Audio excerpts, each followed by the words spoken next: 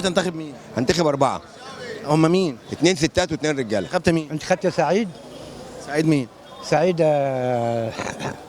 انت ما تعرفش اسمه؟ لا. اشمعنى المرشح ده تنتخب؟ رابع. اي حد فيهم.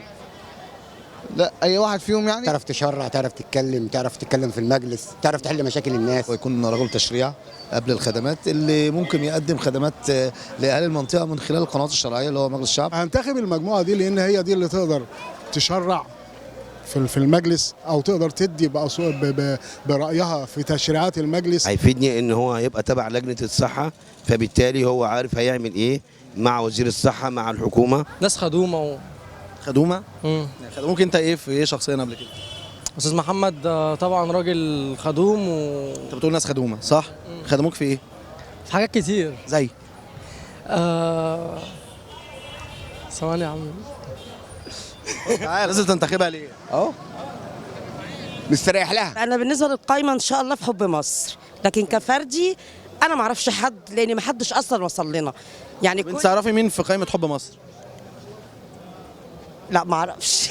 راجل يعني معرفتنا بيه يعني شخصيا. الرمز بتاع اسعاف. لا يعني انا عايز اعرف انت ليه هتنتخبها؟ دكتورة قلب. طب انتخبت اول واحد ليه؟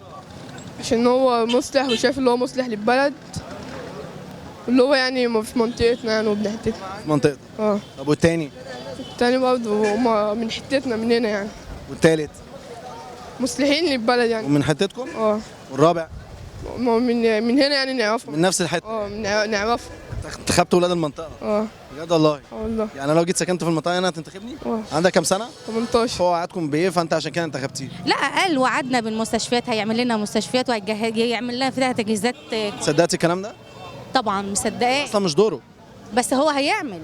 مش دوره. ما هو مش دوره بس هو هيعمل ان شاء الله. كان يعني هو بتاع شغال في الانتخابات. قريت السي في بتاع اي حد فيهم؟ انا في جالنا اسمه ايه الورق اللي انت كنت جايبه من عند الفرن؟ انا بديله بناء صوت عن كده ان هو في مشاكل في المنطقه يحلها لي. طب لو هو بقى انت دلوقتي عرفت اهو ان هو هيشرع قوانين بس مش هيجي يخدمك في المنطقه، برضه اديله صوت لان هو راجل كويس. انتخبنا الاستاذ محمد، انتخبنا استاذ محمود، استاذ محمود وكل استاذ احمد. الاربعه. الاستاذ احمد انت حضرتك انتخبتك. قدامي مثلا واحد او 2 أو 3 كويسين، فمش هينفع بقى انا مش هدرس ده وده وده وده. انا مش عايز حاجه، بس انا عايز المركب تمشي. انا مش تمام منهم في حاجه، بس عشان المركب تمشي. وانت ما ترشحتيش ليه في الانتخابات السنه دي؟ انا يا فندم؟ انا لاني ما سمحتليش الفرصه ان انا يعني اترشح بناء عليه. ده انا بتكلم في كده. بناء عليه. ايه رقم 48 ده؟ اللي هي الراجل ده اللي هو ده باشا مطرب حسن فهمي. انت حضرتك مطرب بجد؟ طبعا. بجد والله؟ طبعا والله. طب ليه ما ترشحتش في الانتخابات؟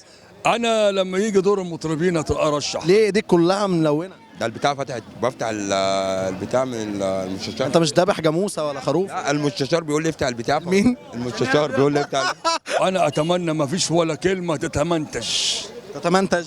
ربنا ما هتمنتج لك حاجه بس.